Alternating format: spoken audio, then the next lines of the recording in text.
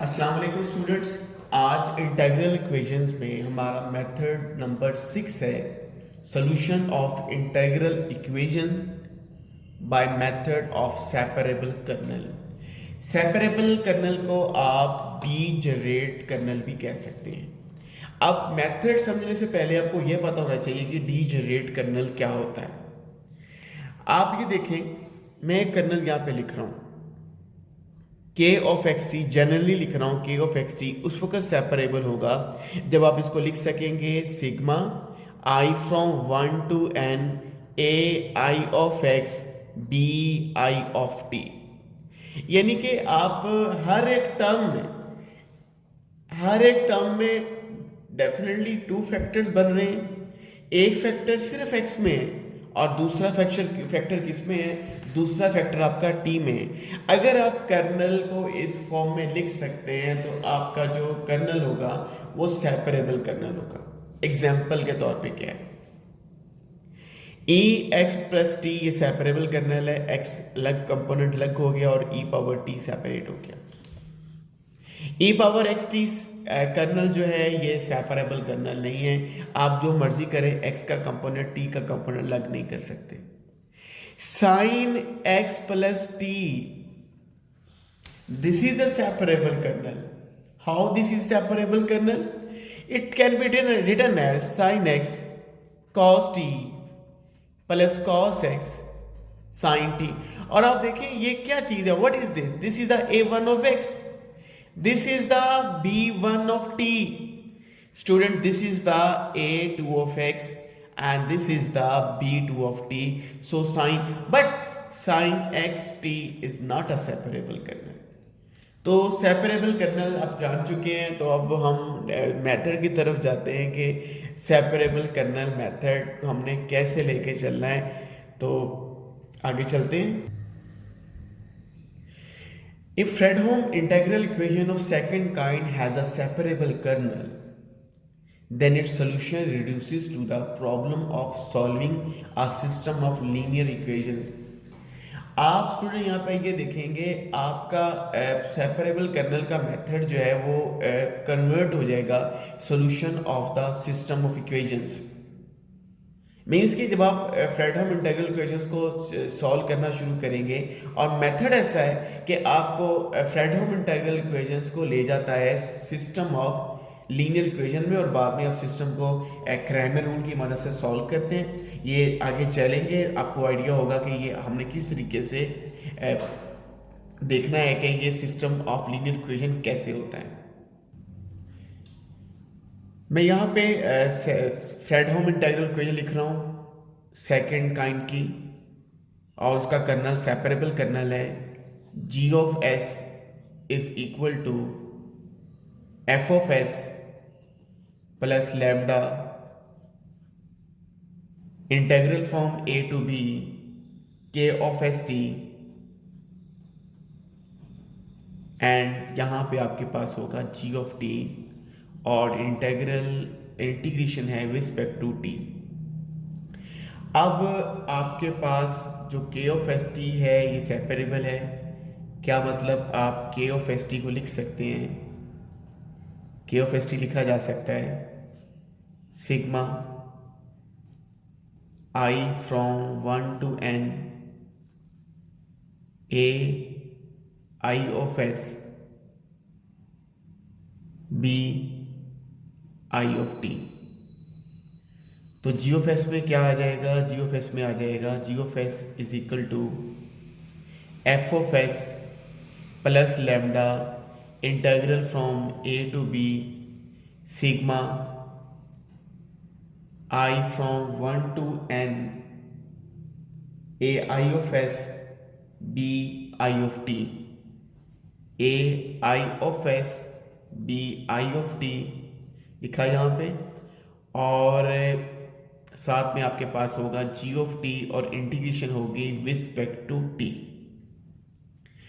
अब देखें ये जो इंटीग्रेशन है वो टी के रिस्पेक्ट है। आप यहाँ पे ए आई एफ एस को भी इंटीग्रल से बाहर लिखेंगे और आप यहाँ पर सिग्मा को भी इंटीग्रल से बाहर लिखेंगे। क्योंकि integral of sum of function is equal to sum of their integral, यानी कि फंक्शन को ऐड करके आप इंटीग्रल ले लें या इंटीग्रल लेके ऐड कर ले, बात एक ही होती है। तो ए आई ऑफ एस का बाहर लिखे जाने का मतलब क्या है कि ए आई ऑफ एस जो डील हो रहा है बेसिकली कांस्टेंट डील हो रहा है, और सिग्मा को आप बाहर लिख सकते हैं। तो जी ऑफ एस आपके पास क्या होगा, जी ऑफ एस आपके पास होगा F of S plus lambda, sigma पहले लिखा जाएगा आई फ्रॉम 1 to n, और उसके बाद ए आई ऑफ एस होगा। ए आई ऑफ एस को आप सिग्मा से पहले नहीं लिख सकते क्योंकि आई वेरी कर रहा है और 1 से n, और this is the A I of S.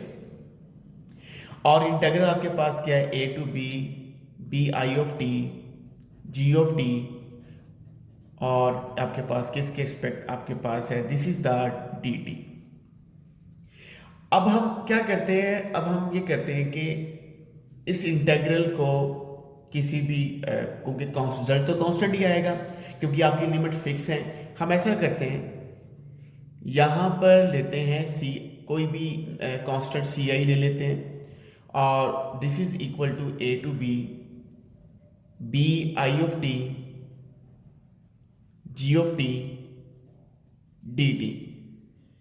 C I क्यों इसको कहा है, इसलिए कहा है कि देखिए ये बाद में इसको सी आई कॉल किया जाएगा, ये सी आई से मुराद अगर हमने इसको सी आई कह दिया और यहाँ पे आपने सी आई लिख दिया कि G of S is equal to F of S plus lambda sigma I from 1 to n A I of S C I. अब सी आई लिखने से ये नहीं हुआ कि आपका इंटीग्रल खत्म हो गया भाई, जब भी सी आई बोला जाएगा कॉल किया जाएगा सी आई से मुराद ये इंटीग्रल होगा। ये हमारे लिए चूंकि लिखने में आसानी है तो इसलिए हम इसको बजाय इंटीग्रल लिख रहे हैं कि हम यहाँ पे सी आई लिख रहे हैं।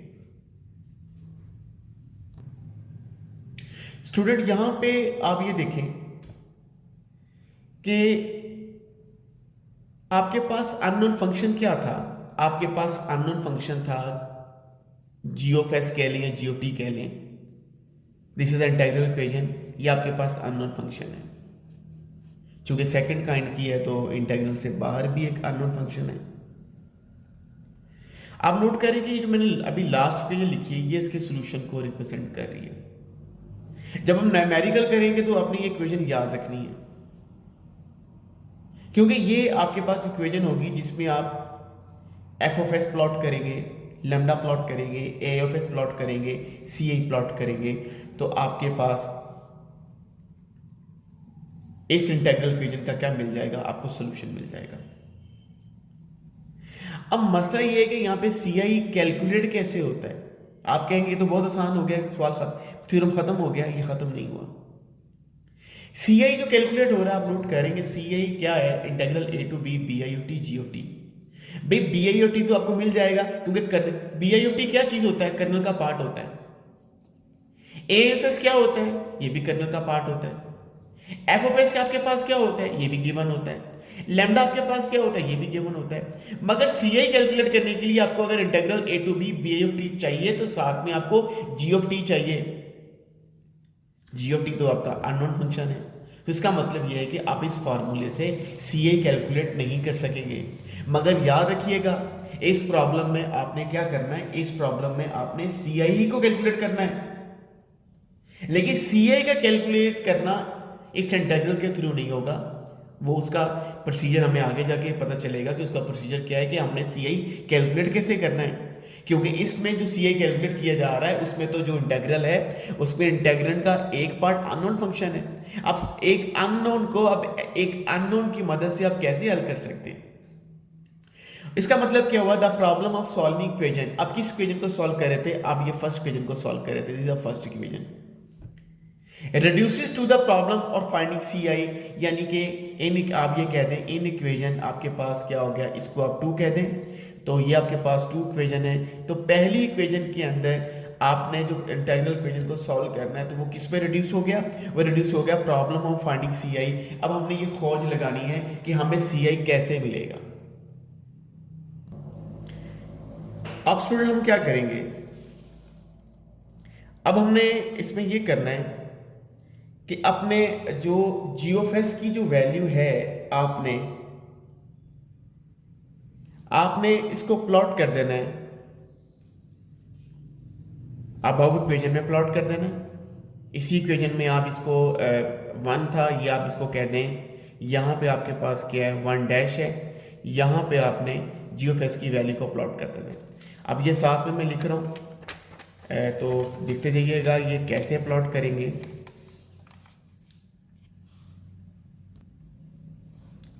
जी ऑफ एस आपके पास क्या है, F of S plus lambda I from 1 to N A S. तो यहाँ पे आपके पास क्या होगा, जी ऑफ एस होगा, जी ऑफ एस होगा आपके पास F of S plus lambda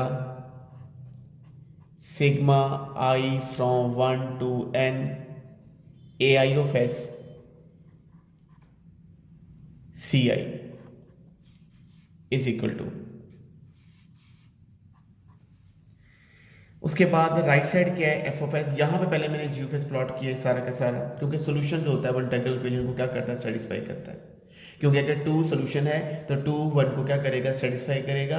जब 2 1 में प्लॉट करेंगे लेफ्ट और राइट साइड में तो आपको आइडेंटिटी मिलेगी। तो जी ऑफ एस आपने, और यहीं से आपका मेथड डेवलप होगा। आपने जी ऑफ एस लेफ्ट साइड में पुट कर दिया है और राइट साइड क्या है एफ ऑफ एस।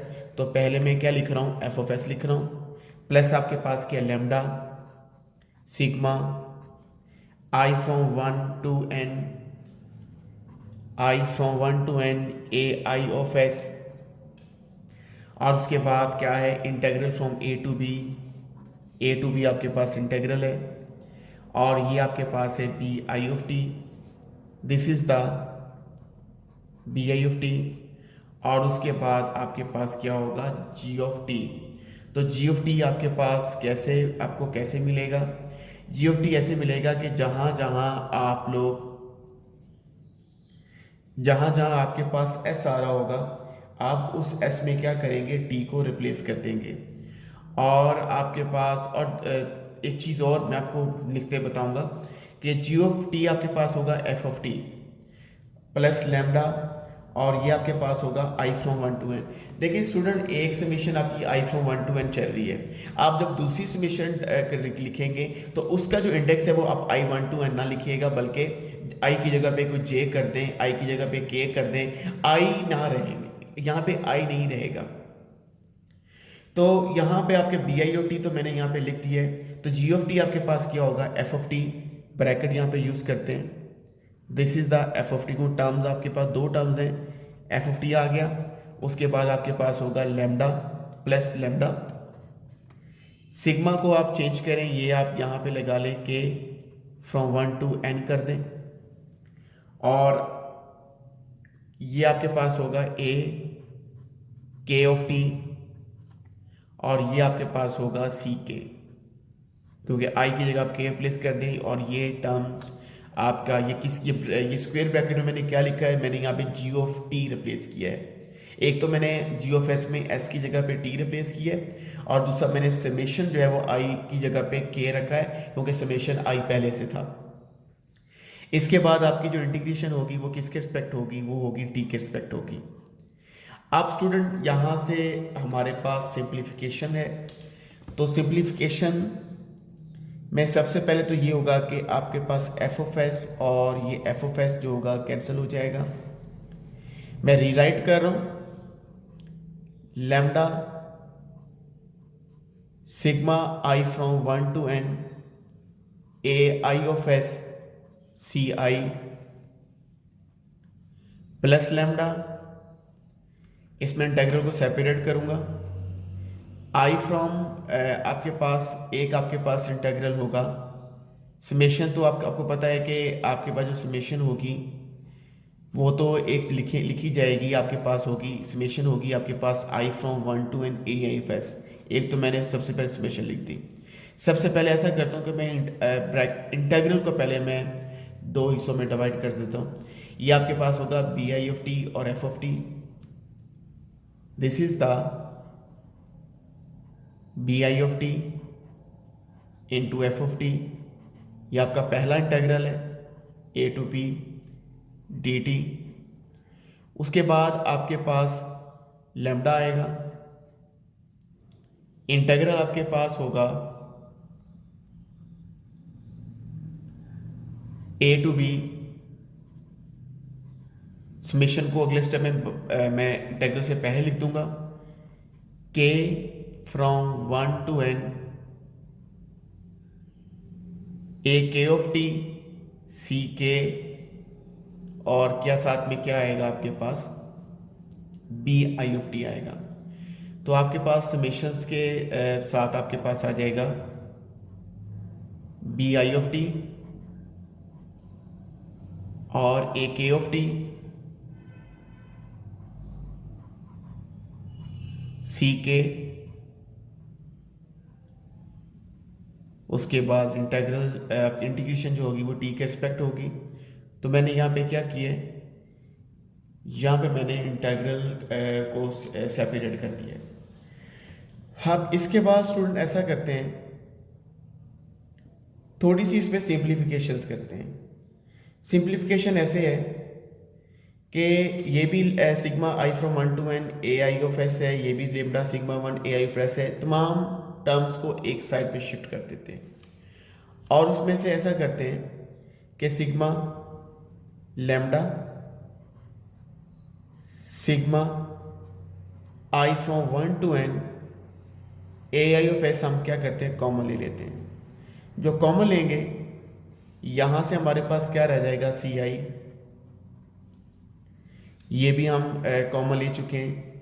उसके बाद साइन नेगेटिव होगा, उसके बाद आपके पास होगा A to B, B I of T, F of T, integration T के रिस्पेक्ट। आप देखें कुछ सिंपल लग रहा है, ये सेकंड स्टेप थोड़ा सा आपको लगेगा क्योंकि दो term A K of T और सी के मैंने नीचे लिखा है, तो ये आप अगली टर्म में अगले स्टेप पे आपको समझ आ जाएगी।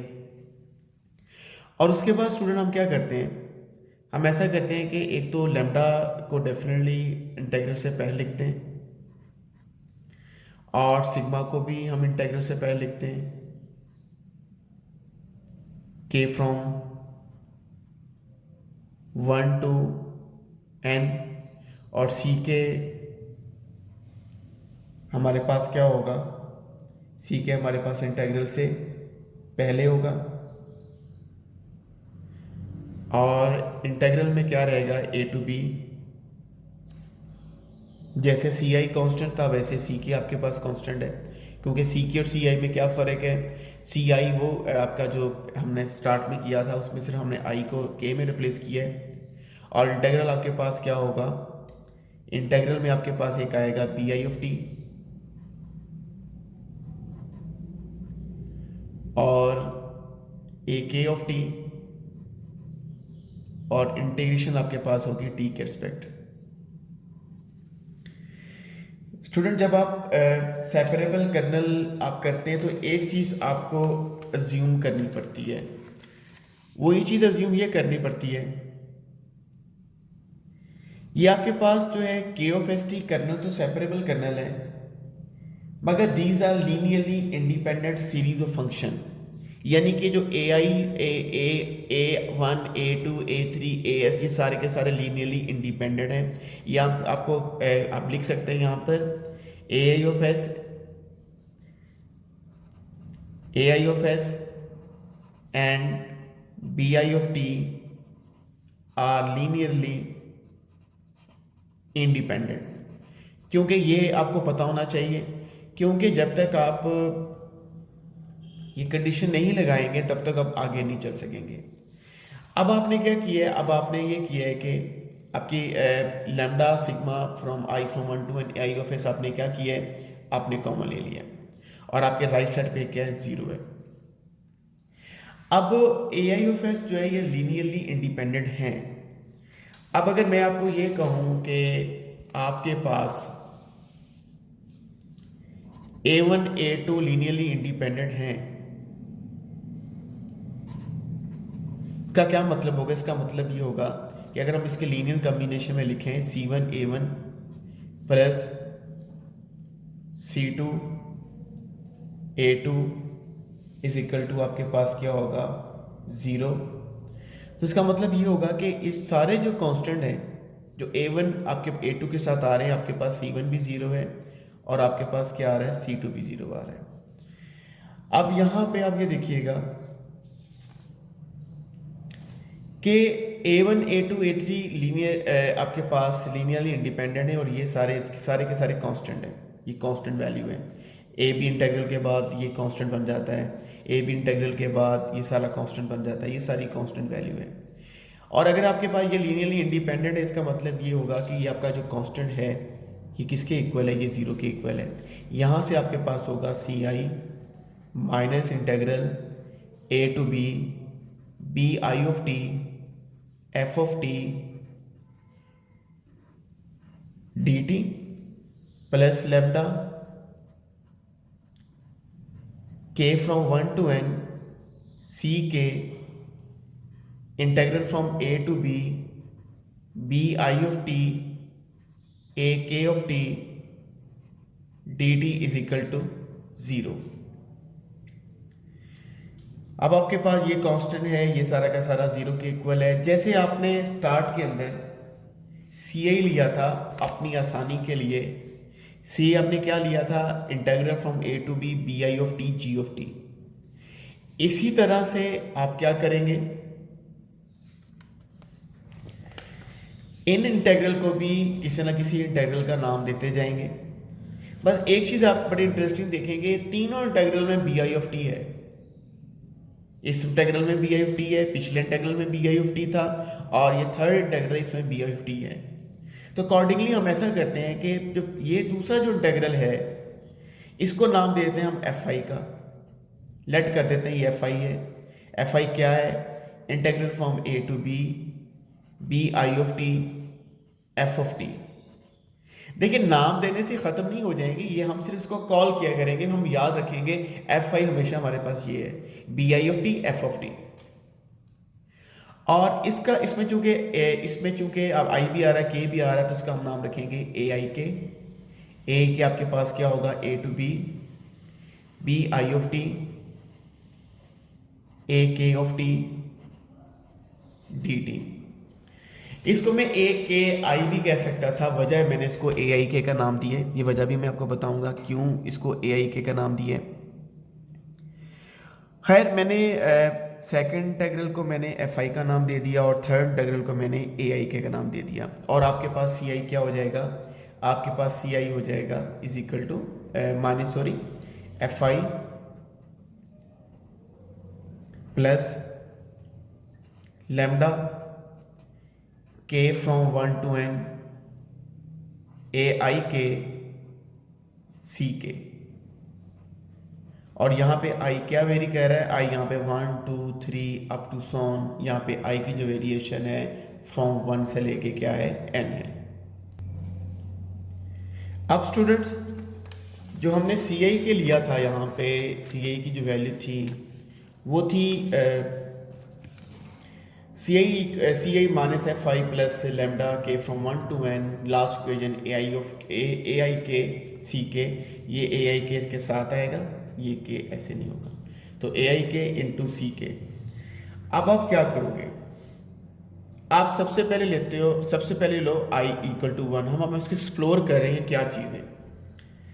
I1 पे आपको इक्वेशन मिलेगी, I2 पे आपको इक्वेशन नंबर 2 होगी, I3 पे इक्वेशन नंबर 3 होगी और IN पे इक्वेशन नंबर 1 होगी, इक्वेशन नंबर nth इक्वेशन होगी। अब पहली इक्वेशन को डिटेल से समझना है, उसके बाद दूसरी तीसरी चौथी इक्वेशन बड़े आराम से बना सकते हैं।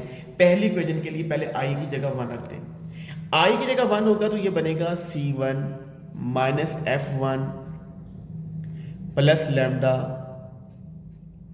k from 1 to n a1 k, और ये आपके पास क्या होगा सी के इज इक्वल टू आपके पास ये इक्वल टू 0 है, इक्वल टू आपके पास क्या होगा 0 होगा। अब आप क्या करोगे, अब आप ये करोगे k को वेरी करोगे फ्रॉम 1 to n, ये बनेगा C1 माइनस F1 प्लस क्या होगा लेमडा k फ्रॉम 1 to n a सिग्मा को जब आप वेरी करेंगे तो सिग्मा तो यहाँ से ख़त्म हो जाएगा, तो आपके पास होगा A11 C1 A12 C2 up to so on plus A1n Cn और इक्वल टू आपके पास क्या होगा, इक्वल टू आपके पास होगा 0। अच्छा, इसमें जब आप सारी टर्म्स को एक चीज़ मैं यहाँ पे हाईलाइट कर दूँ, जब आप दोनों टर्म्स को यहाँ पर यानी कि ये स्टेप देखिएगा, जब आप टर्म्स को लेकर गए थे तो आपके पास दोनों इंटीग्रल का साथ नेगेटिव साइन था, तो आपके पास ये वाला इंटीग्रल का साइन भी आपके पास नेगेटिव है और लैम्डा के पास साथ भी आपके पास नेगेटिव आ रहा है, तो लिहाजा ये भी आपके पास साथ में जो साइन है बेसिकली ये नेगेटिव है।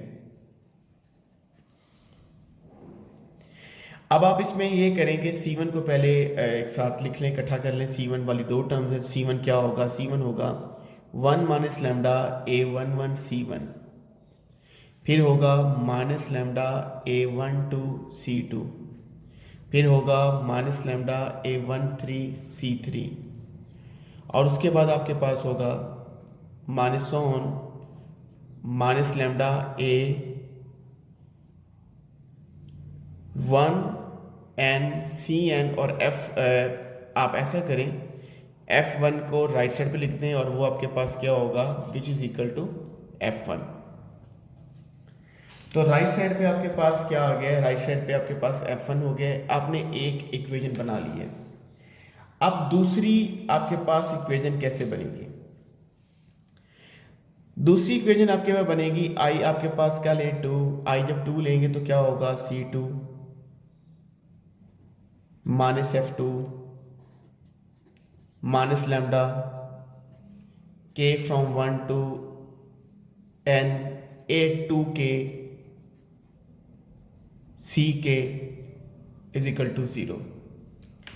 और आफ्टर सिंप्लीफिकेशन आपके पास टर्म क्या बनेगी, इसको सिग्मा के को के फ्रॉम 1 to n सिग्मा को अगर आप एक्सपेंड करें तो आपके पास जो दूसरी रो बनेगी वो ये बनेगी माइनस लैम्डा A21 C1। और इसमें आप नोट कीजिएगा K जब 1 होगा तो ये C2 होगा, ये C1 होगा, यहाँ पे C1 वाली A की टर्म होगी, और जब K2 होगा तो यहाँ पे C2 वाली 2 टर्म्स होगी, और जब C2 वाली 2 टर्म्स को आप कॉमन लेंगे C2 तो क्या बनेगा 1 minus lambda A22 into C2, फिर इसके बाद होगा माइनस लैम्डा A23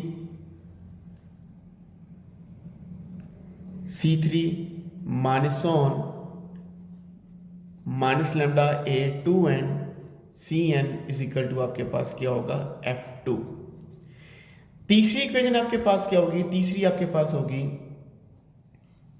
देखिए आप देख रहे हैं डायग्राम में 1 माइनस लैम्डा A11 C1 आ रहा है, फिर अगले में क्या आ रहा है 1 माइनस लैम्डा A22 C2, अगली रो में क्या आएगा, थर्ड टर्म होगी 1 माइनस लैम्डा A33 C3, बाकी टर्म के साथ क्या आ रहा है, सेम सीक्वेंस याद करना आसान है। आपने नोट किया, मैंने आपको कहा था कि मैंने AI के क्यों किया, AI के इसलिए यूज़ किया कि आपको याद करना आसान हो कि पहले A11 आ रहा है और बाद में A12 आ रहा है और बाद में A13 आ रहा है, क्योंकि मैट्रिक्स के जो एलिमेंट्स होते हैं उनको नॉर्मली आप A11 A22 A12 A13 इस फॉर्म में आप लिखते हैं, जो पहली रो के एलिमेंट्स होते हैं। खैर थर्ड रो आपके पास क्या होगी, minus lambda A31 C1 minus lambda A32 C2 plus आपके पास क्या होगा 1 minus lambda A33 C3 minus up to so on A3n Cn is equal to आपके पास क्या होगा F3। और लास्ट रो आपके पास क्या होगी, लास्ट रो होगी minus lambda AN1 C1 minus lambda AN2 C2 minus on आखिरी टर्म बनेगी plus 1 minus lambda ANn Cn is equal to आपके पास क्या होगा Fn होगा। जी स्टूडेंट्स, आप उन्हीं सिस्टम ऑफ इक्वेशंस डेफिनेटली जब आपको पता है कि 2 या 2 से ज़्यादा हो जाती हैं तो फिर उनको सॉल्व करने के लिए मैट्रिक्स का सहारा लेना पड़ता है, और हमारे पास बहुत सारे मेथड हैं मैट्रिक्स को सॉल्व करने के लिए। तो सबसे जो ईजीएस्ट मेथड है वो बेसिकली क्रैमर रूल है। सबसे पहले मैंने सिस्टम ऑफ इक्वेशंस को मैट्रिक्स फॉर्म में लिखा है। मैट्रिक्स फॉर्म में आप नोट करेंगे आपकी जो पहली रो थी वो 1 माइनस लैम्डा A11 C1 फिर minus lambda A12 C2 minus lambda A1n Cn था, और राइट साइड पे क्या था, F1। तो ये आपके पास पहली रो हो गई, ये आपके पास सेकंड रो होगी, ये आपके पास थर्ड रो होगी और ये आपके पास लास्ट रो होगी। ये आपके पास अननोन मैट्रिक्स है और ये आपके पास जो है राइट साइड में कांस्टेंट्स हैं, ये नॉन मैट्रिक्स होता है। ये भी आपके पास नॉन है, ये आपके पास अननोन है और राइट साइड पे जो इक्वल के बाद मैट्रिक्स है ये भी आपके पास नॉन है। तो आप सबको पता है कि ऐसे मैट्रिक्स को सॉल्व कैसे करते हैं, सिस्टम ऑफ लीनियर इक्वेशंस को कैसे सॉल्व किया जाता है, बाय क्रैमर रूल। और क्रैमर रूल आप सबको पता है, क्रैमर रूल कैसे वर्क करता है। तो आपने जब स्टार्ट में देखा, जब हम प्रॉब्लम लेके चले तो आपसे ये चीज़ डिस्कस हुई कि आपका जो असल प्रॉब्लम है वो बेसिकली CI को कैलकुलेट करना है। लेकिन लास्टली जो CI कैलकुलेट हो रहा था बिल्कुल ही स्टार्ट के अंदर, उसका जो फॉर्मूला था वो ये था कि CI कैलकुलेट करने के लिए A to B इंटीग्रल होता है। यहाँ पे आपके पास होता है BI of t होता है जो कि नॉन होता है, मगर साथ में क्या होता है, अननोन होता है G of t। तो इसका मतलब है CI आपका कैलकुलेट इंटीग्रल के थ्रू नहीं होगा, CI आपका थ्रू होगा, CI कैलकुलेट होगा by solving the system of linear equations. और यही आपका प्रॉब्लम था कि इंटीग्रल इक्वेशंस को आप सॉल्व करने जा रहे हैं, मगर आप इंटीग्रल इक्वेशन के मेथड सॉल्व करने के मेथड को कन्वर्ट कर देंगे the method for the solution of system of linear equations. और आगे आपको बताता हूँ कि ये आपका यूनिक सॉल्यूशन कब होगा और कब यूनिक सॉल्यूशन नहीं होगा।